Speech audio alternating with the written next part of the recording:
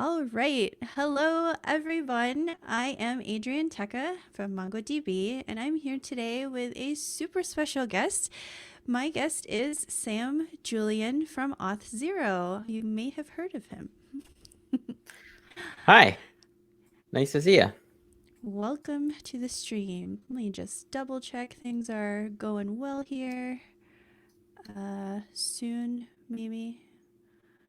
Let Yeah, I'll pull me. it up on my end too, Yeah, just I to. have it on just in case. Um, Maybe some lag. Let me confirm with my team. Yeah, mine's showing offline. Yeah, let me double check. We are going to Twitch. That is correct. All right, let me. So, this is my first time using StreamYard, and although it is fairly self explanatory, It might be that the key, maybe the key got changed or something, or the oh, login, nope, there the we are. token. There's just a little bit of lag. Oh, we're live. We're live. Sweet. All right. Never mind. Close Slack. Goodbye. We don't need you. And we're good. All right. So we are here today. I just wanted to give a little backstory of where I met Sam because it's a nice story. Every time I think of Sam, I think of happy thoughts because That's true. when we were still in conference mode, I'll say, and we were all doing our things, going to events. Whenever remember when that was a thing. I was at my first NDC conference, specifically NDC London, way back in January of 2020, and I remember being so anxious because I didn't know anybody, and this was one of the first really big conferences that I attended. And one of the people that I met was Sam. Sam actually was, I think it was also your first NDC conference, if I'm not mistaken. Yep, first NDC conference, and I think that was also my first non-front end conference that I've spoken at. Uh, so lots of reasons for us to get super anxious.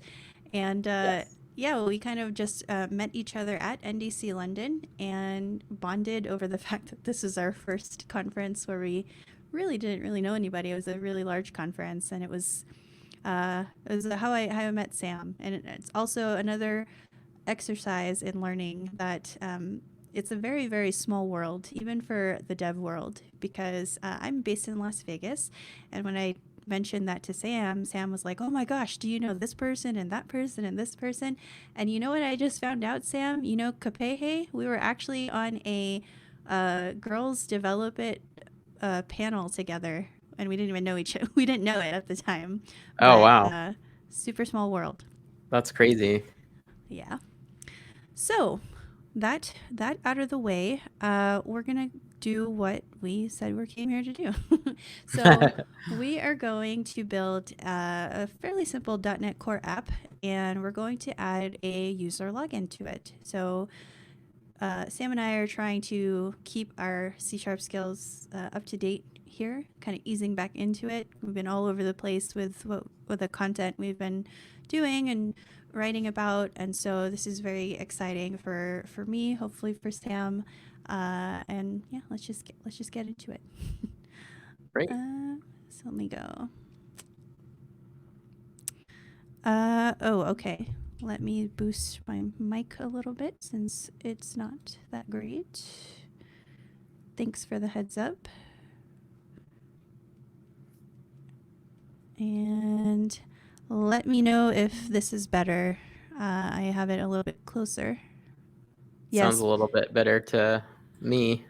that's good. If it continues to be a little low, let us know. We'll try to change it out.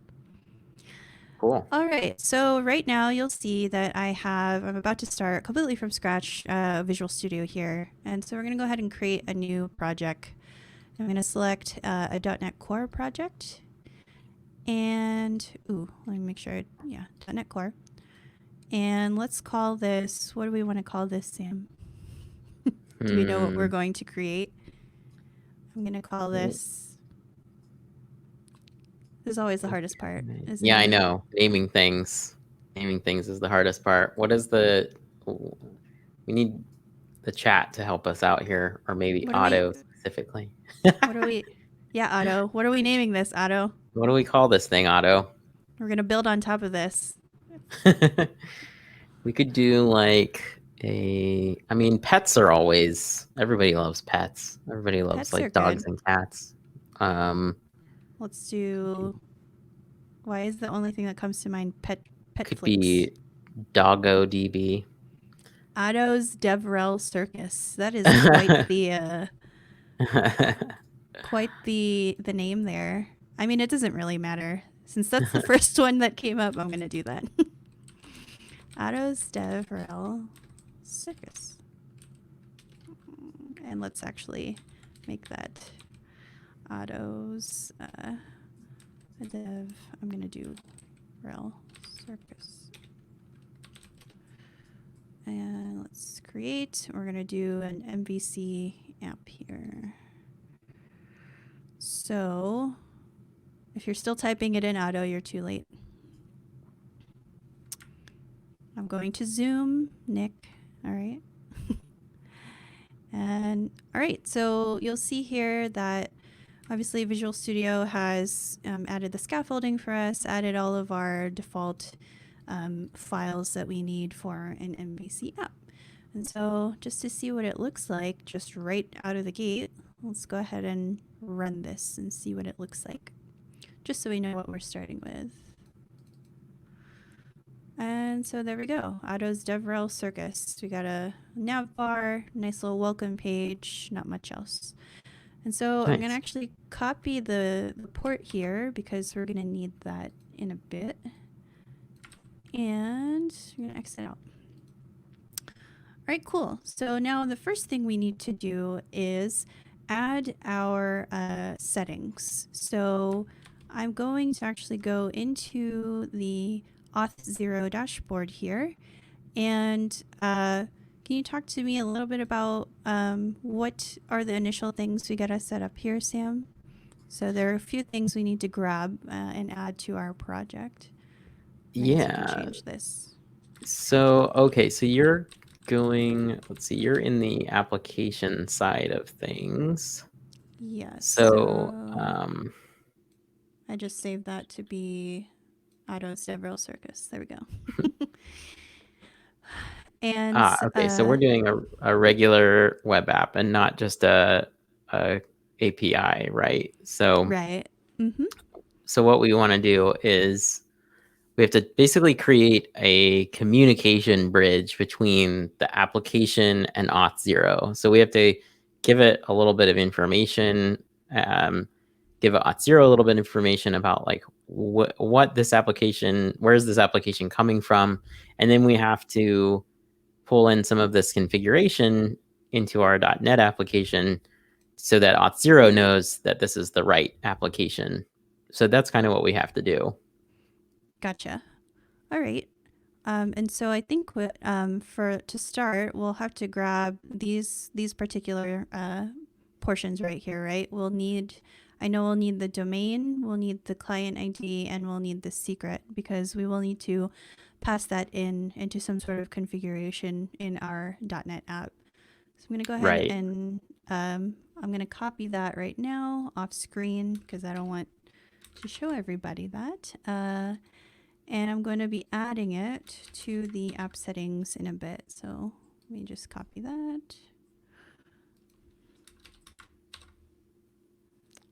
Sweet. I have those ready. Now, while we're here, there are a couple other things that we can set up. So namely the callback URLs and the allowed logout URLs, which are a couple of things that we're going to use as part of our user login. So are there anything special that I need to know about this, Sam? At least the callback URL? Yeah, people always ask what these things are. So like the callback URL is where Auth0 sends the user back to once they've logged in. And so you basically just have to whitelist or like allow list a certain URL so that Auth0 knows where to send the user back, and that the requested place to send the user back matches the configured place, just so that we don't ever want somebody to be able to hijack the application and send it off to some other place so that somebody can steal the token. So that's why we have to add that. Same with the logout URL. It's just so that there's some allowed URLs so that we know that Auth0 wants to make sure that where we're requesting to send the user is where they're already allowed to go. Ah, gotcha. Okay, so for the callback, I think at this point we can just do, this is why I copied the port here, is that, and then for now we can just do callback, right? And then for the logout, because right now we still haven't built anything, we can just have it redirect back to the root. Is that should be okay for now? Right. Yeah. Sweet. And then I think the one last thing we need to set up while we're still here is the actual JSON web token signature. If I'm not mistaken, it already chooses the correct one.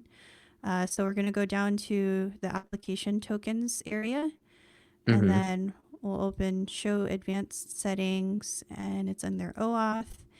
And it is the correct one. The correct one is selected, which is RS-256. Yes. And do you want to talk about that, since you probably know way more about that than me, and why this one should be selected? It's not super important to understand the details there. I think the reason they have this this check in there is because if you were on an older tenant that was created, it wasn't the default to use this one, so they just are making sure that it's there. But this is basically like when you create a token, you're using asymmetric encryption, meaning that there's a private key that the authorization server uses to sign the token, and then there's a public key that your backend can use to decode it and get the payload. And so this is just the algorithm that's being used for the signature. And so it's not like a super important detail for you to know. It's just kind of an industry standard. Gotcha. Well, every day you learn something new. Yep. So I'm going to save those changes. And so for now, I think that's all I'm really going to have to do here. So now we just got to connect that like Sam said. So in the app settings, let's make this a little larger. We're not going to actually use that, right? We're going to put the client ID in there, the domain, as well as the secret for now, just to show this.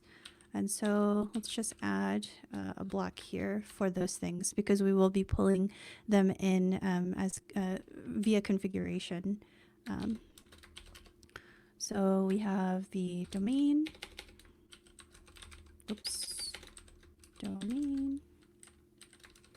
Oh my. All right, and then I have them copied here, so copy that. We're going to add the client ID, and we're going to add the client secret. And I'm going to put us there so nobody sees it. I'm sure there's better ways to do this, but and I mean we can rotate these as well, so I guess it didn't really matter. But yeah, anytime I think about this, I'm just like, don't show it on screen, don't do that. yeah, the secret is the most important one not to show. The client ID is actually like not a big deal to show because it's like publicly available, but the secret, you always want to either rotate it or don't show it. Right. So your screen stopped sharing, by the way. I did. I put it out so that we would not see the secret. Okay. So that's that. And now we can go back.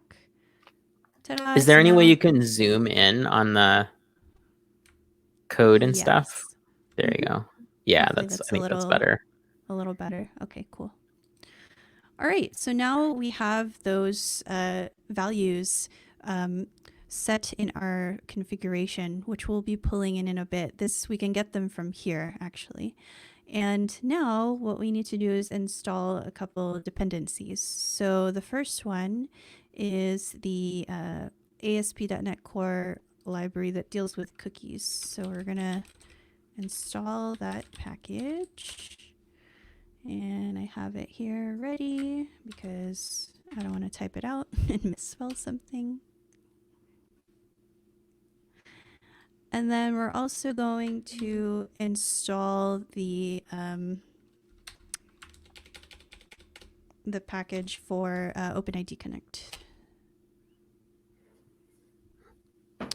And so those are now installed, and I believe those are going to be the only dependencies that we'll need, right, Sam? There shouldn't be anything else. Yeah, I think that's it. Basically, what you're doing is you're just using the .NET Core auth stuff, but you're just going to configure it to use Auth0 as the service that it's using to create the tokens and stuff like that. Sweet. All right, and so now, because this is .NET, we're going to have to configure those particular services, just as Sam mentioned. So we're kind of like telling our application to use Auth0 in several different parts of our authentication. So we'll go ahead and add all of that configuration now. So the first thing we'll need to do is we'll need to call the add authentication method. We're going to register it in our services here. So we'll add authentication. And then as part of this, we're going to put in some options. Oops. I should really find a better place for my mic because I'm always like looking underneath it. Here we go. That's a little bit better. Hopefully it's still loud enough. Okay. All right, and so as part of these options, there are 3 things that we're going to add. So the first is the default authentication scheme. That was actually correct. And we're going to use the cookies. We're going to use the same one for all of them. Defaults. Right there. The next thing is the default sign-in scheme. And same thing. Oops, I missed something. Here. Authentication scheme. There we go. Same thing here. And we're going to do the challenge. So default challenge. So can you talk more about what these particular options are and what they mean, Sam? So I think these are all for the, let's see, I should have this. I should probably pull it up myself, but the that's all part of that ASP.NET Core like authentication package. And let's see. I think these are just registering some of the defaults that we're eventually going to override with the Auth0 stuff, right? Yeah, I think it's just telling it to use the like cookie authentication, because you know with .NET there's like several different ways you can authenticate with like Active Directory and like claims and stuff like that. And so this is just saying that we're going to be using cookie authentication. Since this is a traditional web app, we're just setting the authentication and sign-in scheme to be cookie authentication, basically. Gotcha. That's actually a great segue because to add cookie authentication specifically, we'll add the add cookie method here. And then I think the last part is really where the more interesting parts of what we're doing here. And that's actually telling the OIDC authentication handler, basically setting all of that up. And this is where we're going to tell our .NET Core app, hey, we want to use the Auth0 methods. So to do that, we're going to add OpenID Connect. And then as part of it, we have to send in a couple things. So the first would be the scheme, and that's going to be Auth0. And then, like almost everything else here, we got to send in some options because we're extra. So, yeah. So there's a lot of things here, right? So the first thing we got to do is set the authority to be our Auth0 domain. So let's add that just so as people are jumping in and out, we know that what's happening here if they miss it. And in order to do that, we're going to do, again, the options. We're going to set the authority. And then here is where we're going to use an interpolated string. So this way, we're going to do HTTPS. And then this is where we're going to pull in that configuration. So that's going to pull from our app settings. And in this particular one, we want the domain that we added. So we're going to do configuration. And then get it by its key, which will be Auth0, and then the domain key, right? Right. So that's that. Oops. Sweet. Now, what are some other things we got to do here? We got to do the client ID and secret, right? Right. Yep. So options at client ID. And it's pretty much the same. So here we can actually just pull directly from the config, Auth0. This is client ID. And then this is options at client secret. For now, this will be from here. But in prod, you'd probably want to add this into like a key vault or something and have it inject at that time. But for now, not showing you on screen is going to be okay.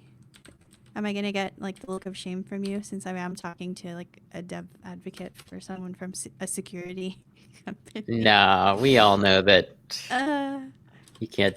It's hard to demo prod stuff because you can't take the same by necessity. That means you wouldn't be able to make it secure. Yeah. Grids. All right. And now we're going to do the response type. Can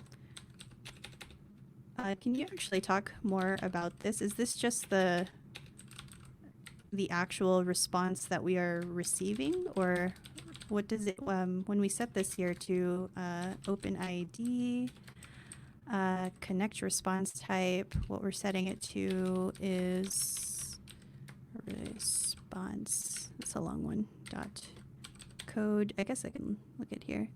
So it indicates code type. Can you explain more about what I'm actually setting here? Because I don't know.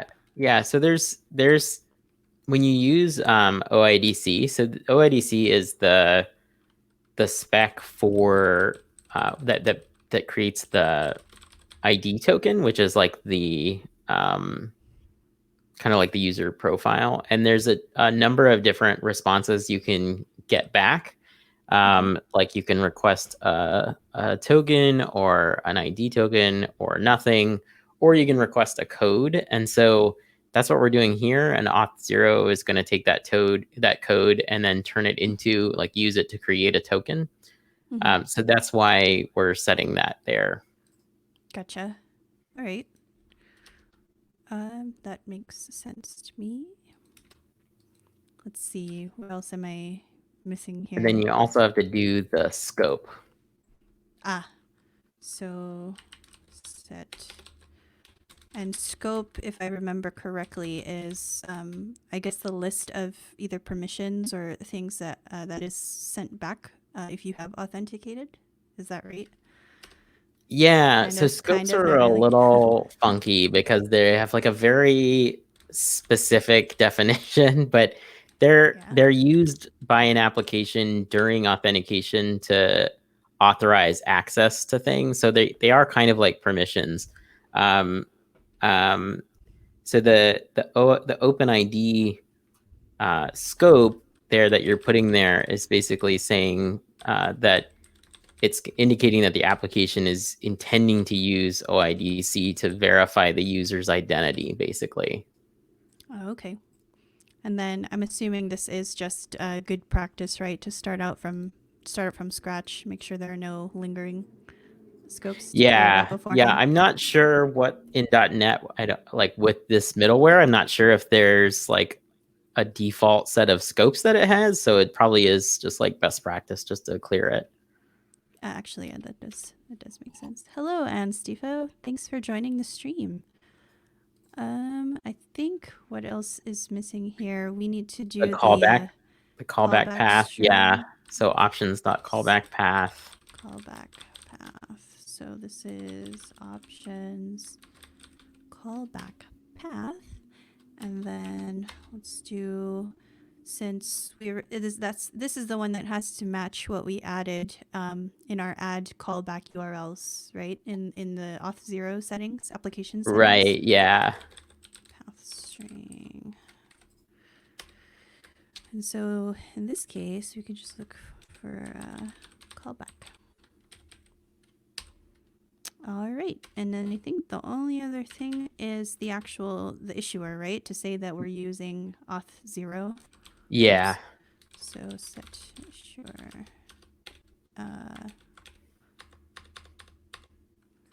And that's options that issuer. That was claims issuer. And that's Auth0. Whew, that's a lot. Yeah. All right. So that is all of the, I like to think of this as we're registering all the other dependencies and setting out the configuration values of those dependencies for our app. So this, I know whenever I would do applications in .NET or .NET Core, this page would always induce like fear into me, because I'm like, there's so much stuff that you have to add. And usually whenever I would debug something, it's because I was missing some snippet in this file. So I think it's worth it to, even though it's kind of mundane, to kind of go through it and show all the different parts that you do have to set up properly, or else it may not work the way that you expect.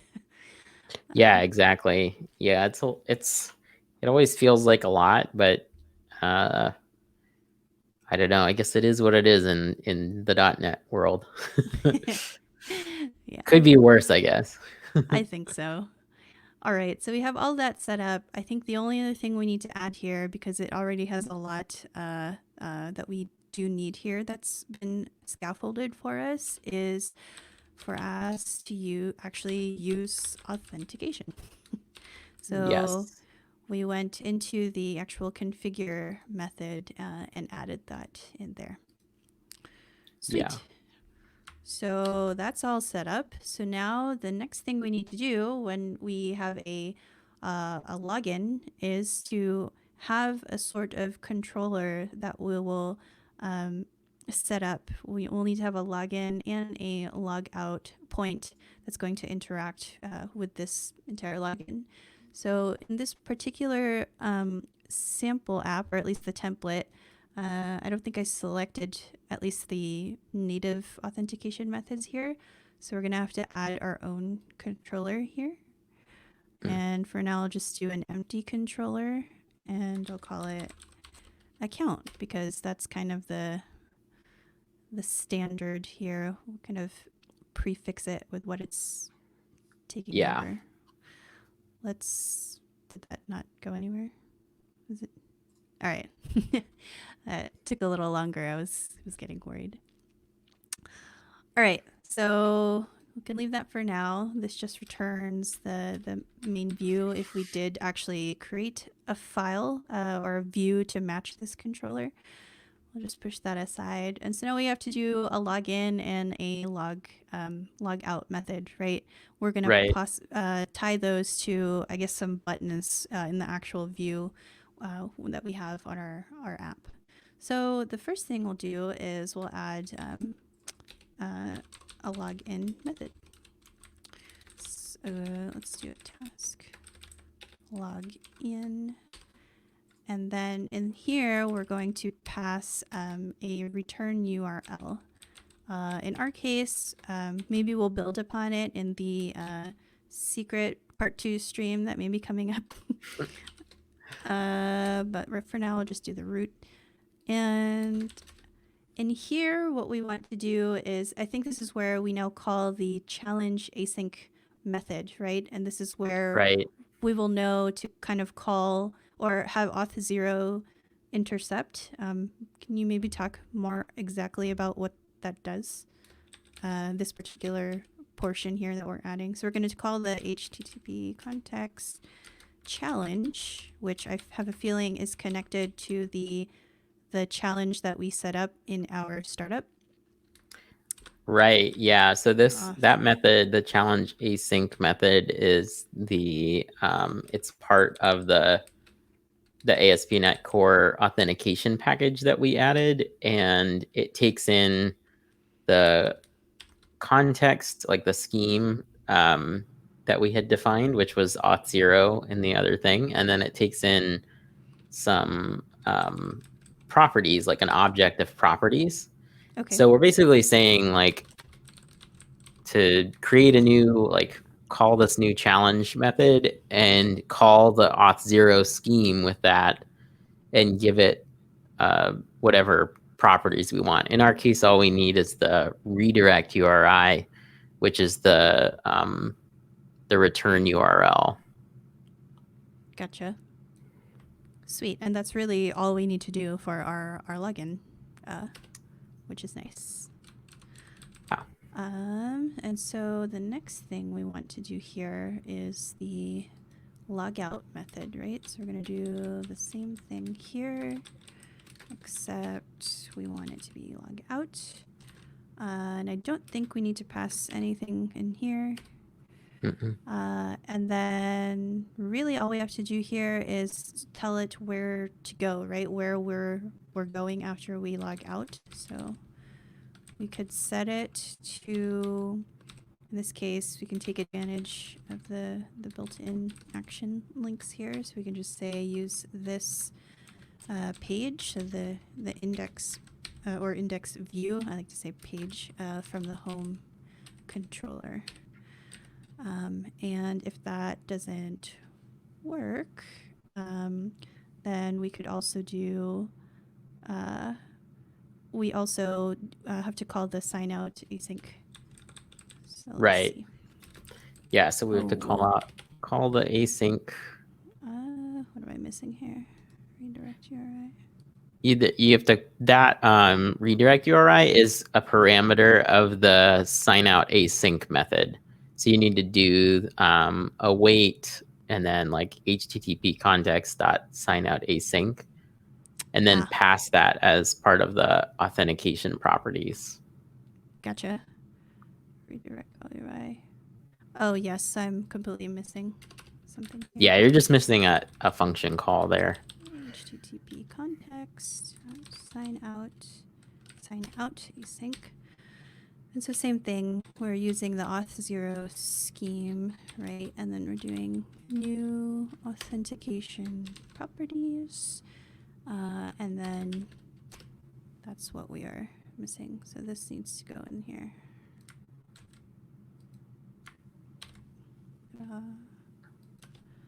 Let's fix up our formatting here. We don't need that. And we don't need that.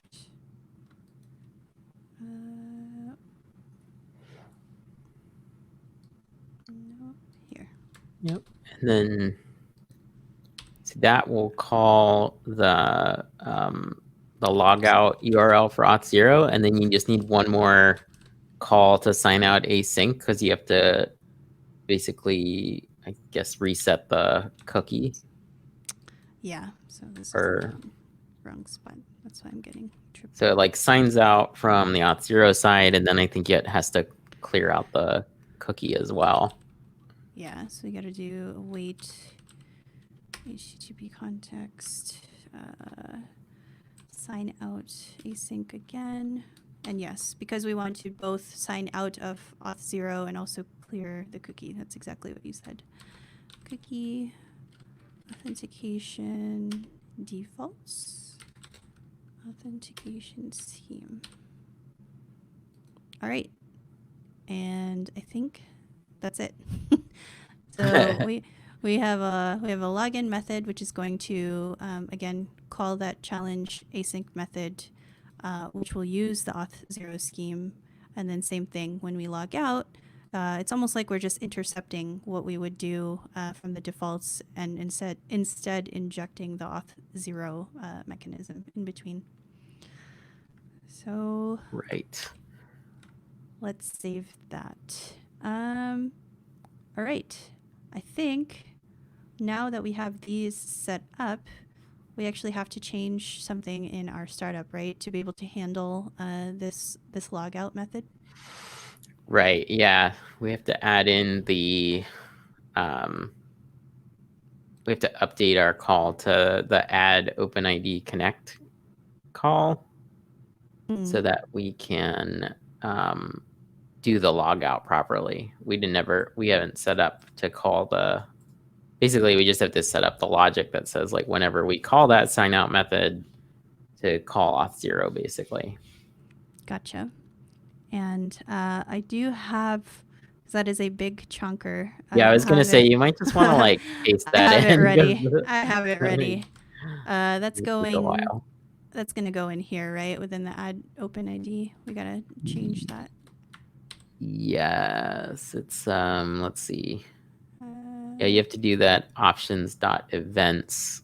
I guess you add that maybe to the bottom of that. Yeah. I think this is the right spot to add it, right? It's within the OpenID Connect call. Yeah, so within the add OpenID Connect. Yeah. So, okay, and let's just double check what we're doing here so we don't just paste it and show the world that it's working.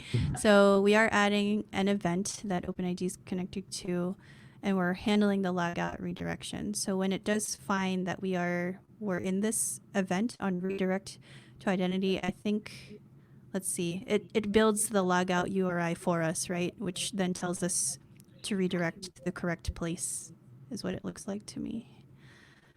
And then post logout URI, is this something that we have to set up as well? Or that's just if we happen to set that up? But right now we don't have that, right? Well, I think that we already did, right? So that's the redirect URI that we're passing in. Oh, yes, you're right. And so it's pulling that off of the property that we set in the code. You're right. Right? The redirect URI, we specified the index, the home controller. Yes. And then the last portion here is just to transform it to an absolute path, which that can also get really tricky with all of these redirects and string literals and all that stuff. Right. Sweet. So we have done that. So now at this point, everything should be properly configured, meaning the middleware that is necessary for this to work with Auth0's authentication should be set up now for our app. So we're going to save this. And I think the last thing that we need to add are the actual buttons for logging in and logging out. So we'll go to our views, we'll go to shared, and we'll go to the layout. And oh, that's a lot.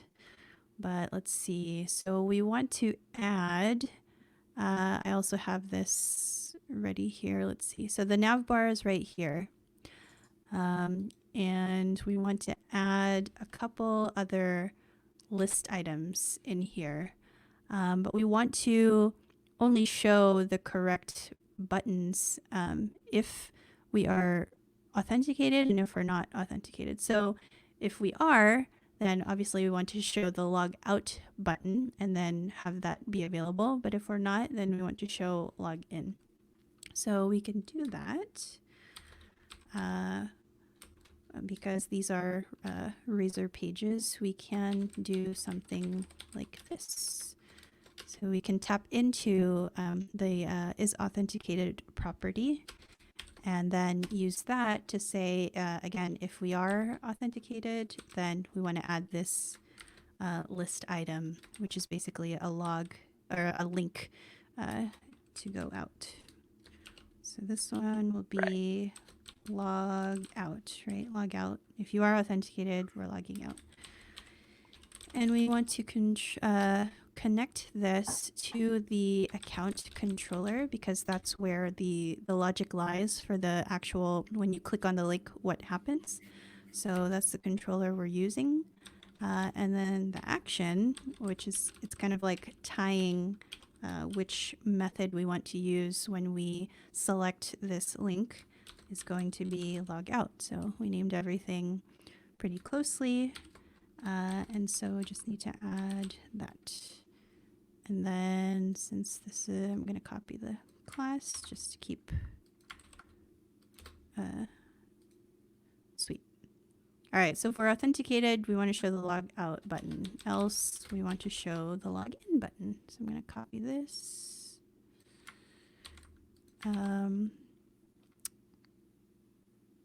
Okay, and then it formatted for me and I got confused.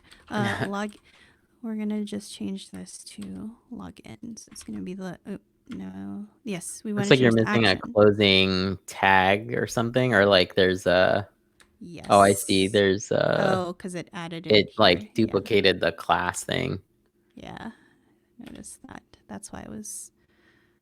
That's why it was wonky. Yes. Thank you. All right, double checking. Close, close. All right. And then here, same thing. We want to use the same controller because that's where the method is, our login method is. We just have to change the action and the actual text that's on our link. And that should be it. So let's cross our fingers and hope that this is gonna do what I want it to do. Yeah. So let's run this. It's a little wonky, but we can fix that. So that's right? We have never previously logged in before, which means we're not authenticated, which means this is correct to see this login. So now what should happen? Well, what should happen, Sam, when I click this link? It should send you to Auth0 to create, either sign up or log in. And then we should be able to log in and see the log out page, the log out button there. Ooh, we should fix that. Okay, looking good so far. So we are here at the little widget. Yeah. And now let's actually log in. So sure, I'm gonna sign in with Google.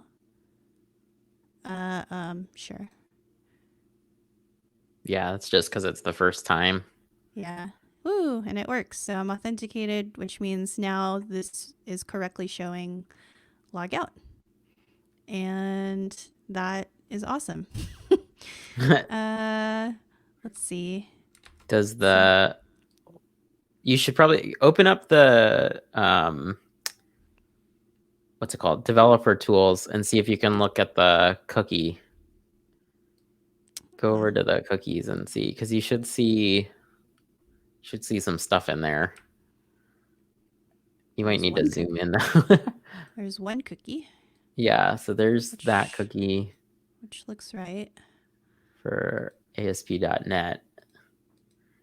I don't know if there's also, with the .NET SDK, if there's anything in local storage, or session storage. I don't think so. There at least we shouldn't didn't. be, yeah. Yeah, unless we explicitly set it up. Yeah. But there's the .NET Core cookie, which is expected. Are we supposed to be seeing the Auth0? No, I don't think so, because I think the way in the .NET one, I think it's using all of the like Auth0 configuration to create the cookie, basically. That's right. Well, let's see what happens. Let's see when we log out. Yeah, so it cleared out that cookie. Which is right. That's what we Yeah. expect. So Cool. we'll log in again. So we do see some here at this point, which makes sense because we are using the Auth0. I guess you call this the lock widget, right? Yeah. Or see, on a regular web app, would that be lock or would that be universal login? I'm not exactly sure. Oh, you It's might be right. one of the two. Yeah, universal login, which makes sense. Sign in. And yeah. Ta-da. It's the first time. It looks better on mobile view than I was gonna say, yeah, the formatting actually looks really nice on that. than desktop. Sweet. And so in just under an hour, we added a user login. I feel like that should be a little bit faster, but oh well. We got it to work. Well, we had to like step through all the configuration and stuff. Yeah. If somebody was just copying and pasting, it'd be faster. True. But since that is all we kind of set up today, I thought it would be worth it to show it. So yeah, so anything we should look forward to? I feel like we should jazz I mean, with an app name called Auth0's DevRel Circus, I feel like this needs to have more than just a welcome blank page on this application. What should you make of this? Yeah, I feel like we need to decorate it a little bit more. And then, yeah, maybe we can, you could make it like a little activity tracker for your team or something like that. And filled out a little API or something. That's a good idea. Because the next logical step to go would be to get a token for being able to call an API from your application and then use that data somewhere. Yes. Let me double check time here. Cool. Do we want to save that for the next stream? Maybe I'll take this and jazz it up a little bit, and then we will continue adding onto this application since I will be on the Auth0 stream next week. So we do have time to expand this out and get a little bit more into this before we show it again. Yeah, I think that's a great idea. I was going to say we should put in the chat, there's a good, in the quick start, there's actually a pretty good explanation of what the flow is, and it was better than what I said. So I'm going to paste, let's see, where's my,